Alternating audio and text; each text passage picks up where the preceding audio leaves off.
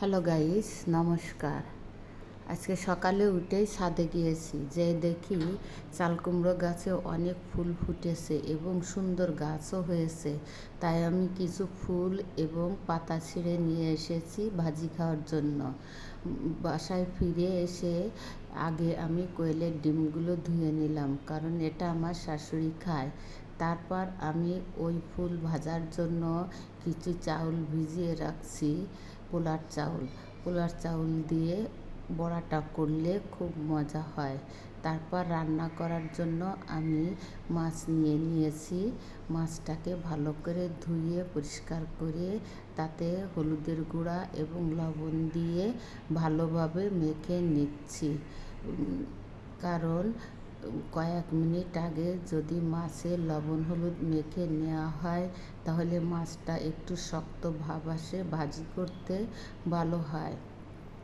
এই জন্য একটি ফ্রাই প্যান চুলার উপর দিয়ে তাতে তেল দিয়ে আমি মাছ দিয়ে দিয়েছি। মাছ ভালোভাবে আমি ভাজি করে নিব, এই জন্য মাছ পুরোপুরি আমি কয়েকটা মাছ কড়াইয়ের উপরে দিয়ে দিলাম।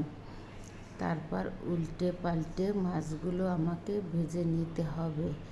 মাছটা আমি উল্টিয়ে দিচ্ছি, কারণ নরম মাছ আস্তে করে ভাজি করতে হবে। পাবদা মাছ সবসময় নরম হয়। এখন মাছগুলো উল্টিয়ে তারপরে এপিঠ হয়ে গেলে আর এক পিঠ আমি উল্টিয়ে দিচ্ছি। দেখো বন্ধুরা, মাছগুলো আমি সুন্দর করে ভাজি করে নিচ্ছি। মাছে বেশি একটা বড় না, আবার বেশি ছোটও না। পাবদা মাছগুলো খুবই সুন্দর ছিল, এই জন্য মাছগুলো আমার ভাজি হয়ে গেছে। এবার আমি একটা বাটিতে কিছু পরিমাণে ধনিয়া গুঁড়া, হলুদ গুঁড়া, মরিচের গুঁড়া, স্বাদ মতো লবণ দিয়ে তার মধ্যে কিছু পরিমাণ জল দিয়ে আমি একটা বেটার তৈরি করে নিব। সেই জন্য আমি মশলাগুলো একসাথে করে নিচ্ছি।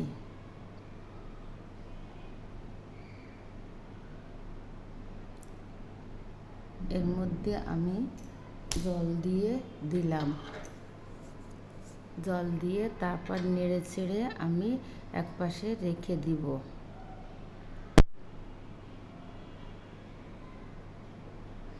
এবার একটা কড়াইতে মাছগুলো উঠিয়ে আমি, দেখো বন্ধুরা, কি সুন্দর মাছ ভাজি করা হয়েছে।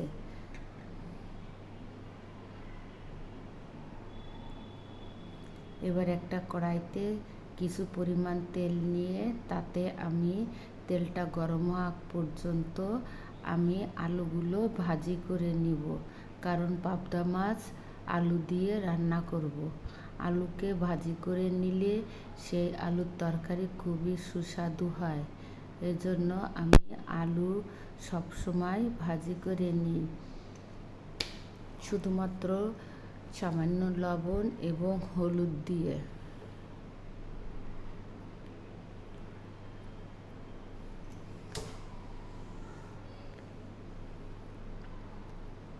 আলুগুলো উল্টে পাল্টে ভাজি করব।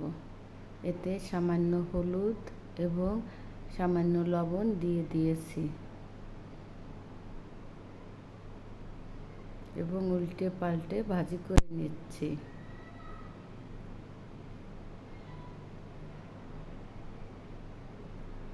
আমার আলু ভাজি হয়ে এসেছে প্রায়।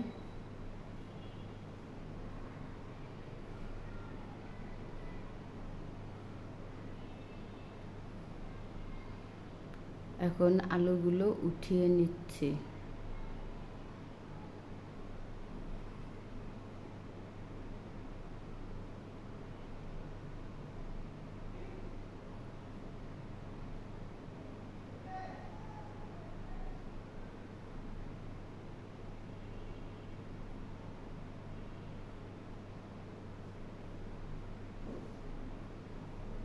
দেখো বন্ধুরা, আলুগুলো কত সুন্দর ভাজি হয়েছে।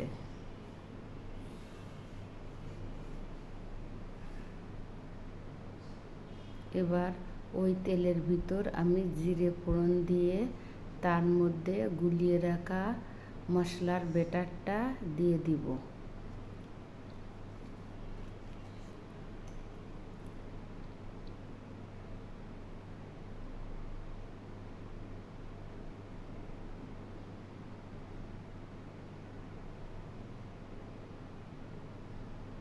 মশলার ব্যাটারটা তেলের সঙ্গে ভালো করে নেড়ে ছেড়ে নিব। এরপর আমি আলু দিয়ে দিব। আলু দিয়ে ভালো করে মশলার সাথে কষিয়ে নিতে হবে। উল্টে পাল্টে মশলার সঙ্গে আলু কষাতে হবে। এইভাবে পাবদা মাছ রান্না করলে খুবই সুস্বাদু হয়। বন্ধুরা, তোমরা এভাবে একদিন রান্না করে খেয়ে দেখো, খুবই মজা হয়। তোমরা অনেক ভালো ভালো রান্না করো, তারপরও আমি যেটুক জানি সেটুক তোমাদের কাছে শেয়ার করছি। এর মধ্যে আবার একটু জল দিয়ে আমি কষিয়ে নিব।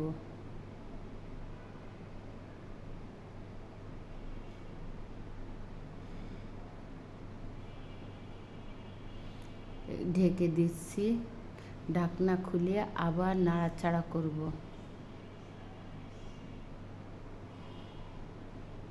এর মধ্যে আমার আলু প্রায় 80% কুক হয়ে যাবে।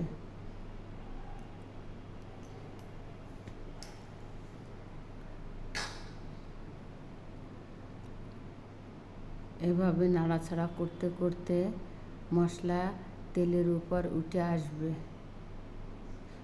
মশলার উপর তেল উঠে আসবে।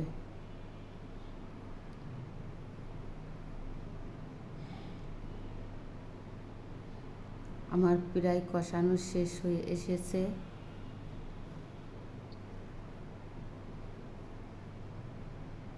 এবার আমি উষ্ণ গরম জল দিয়ে দিব। তরকারিতে উষ্ণ গরম জল দিলে সে তরকারিতে স্বাদ অন্যরকম হয়। পরিমাণ মতন জল দিয়ে আমি ঝোলটা ঠিক করে নিলাম। এবার ঢেকে দিলাম। ঢাকনা খুলে নাড়াচাড়া করে আমি মাছগুলি দিয়ে দিব। পাবদা মাছ নরম মাছ, তাই আমাকে সতর্কভাবে নাড়াচাড়া করতে হবে যাতে ভেঙে না যায়।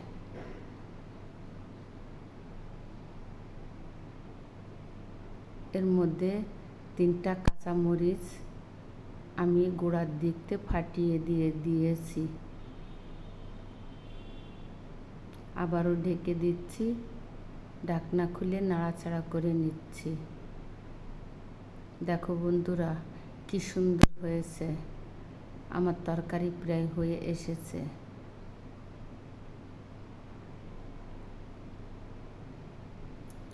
আমি আর একটা কড়াইতে চুলায় বসায়ে তার মধ্যে জিরে ফোড়ন দিয়ে তারপর পেঁয়াজ রসুন তেলে দিয়ে দিলাম, কারণ আমি এখন ডাল তেলে দিব। অন্য একটা চুলায় আমি ডাল ফুটিয়ে নিয়েছি, এখন শুধু তেলে দিয়ে দিব। ডালটা তেলে দিয়ে দিলাম। আমার প্রত্যেক ওক্তেই ডাল লাগে, প্রতিদিন আমাকে ডাল রান্না করতে হয়। ডালটা এবার নাড়াচাড়া করে আমি ঘুটনি দিয়ে ঘুটে দিব, কারণ পেঁয়াজ রসুন যে বেরেস্তার মতো হয়েছিল ওটা ডালের সঙ্গে মিশে গেলে ডালটা খুবই সুস্বাদু হয় খেতে। এবার আমি এপাশে ভাত চুলায় দিয়ে দিয়েছি, তরকারি নামিয়ে রেখেছি। এবার আমি বড়া ভাজার জন্য ব্যাটারটা তৈরি করে নিয়েছি। আতপ চাল, মুসুরির ডাল, কাঁচামরিচ, জিরা একসঙ্গে ব্লেন্ড করে নিয়েছি। হালকা পরিমাণ চিনি দিয়েছি। তারপর চাল কুমড়োর ফুল আমি দিয়ে দিয়েছি। দিয়ে একটা একটা করে ব্যাটারের সঙ্গে মিলিয়ে কড়াইতে দিয়ে দিব। খুবই সুস্বাদু হয় এই ফুলটা ভাজি, তোমরা একবার খেয়ে দেখো।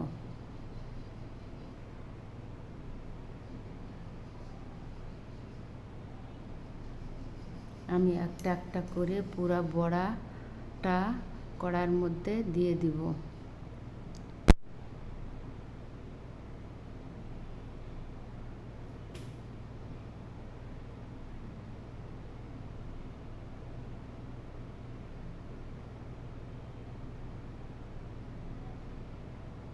এবার বড়াটা একটা করে উল্টিয়ে দিচ্ছি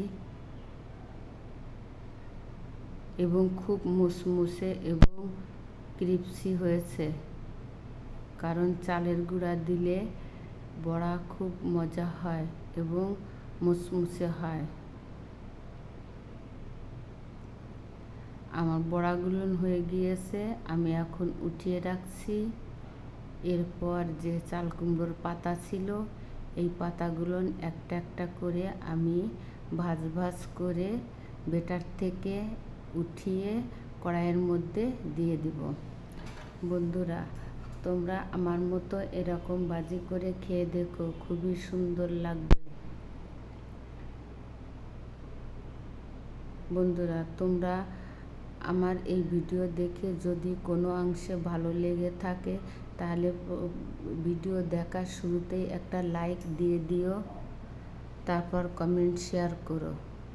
আর নতুন বন্ধু যারা আছো, তারা তোমরা ভিডিও দেখার শুরুতেই একটা লাইক দিবা এবং কমেন্ট, শেয়ার এবং সাবস্ক্রাইব করে পাশে থেকো। তোমরা পাশে আছো বিদায় আমি পথ চলতে পারতেছি, হাঁটি হাঁটি পা পা করে একটু এগিয়ে যাচ্ছি। তার জন্য তোমাদের আমি অসংখ্যবার ধন্যবাদ জানাচ্ছি। দেখো, আমার চাল কুমড়োর পাতার বড়া হয়ে গিয়েছে, খুবই মুসমুসে এবং সুস্বাদু হবে। বড়াটা দেখতেও যেমন সুন্দর, খেতেও তেমন মজা। আমার চাল কুমড়োর পাতার বড়া হয়ে গিয়েছে। দেখো বন্ধুরা, কত সুন্দর দেখা যাচ্ছে।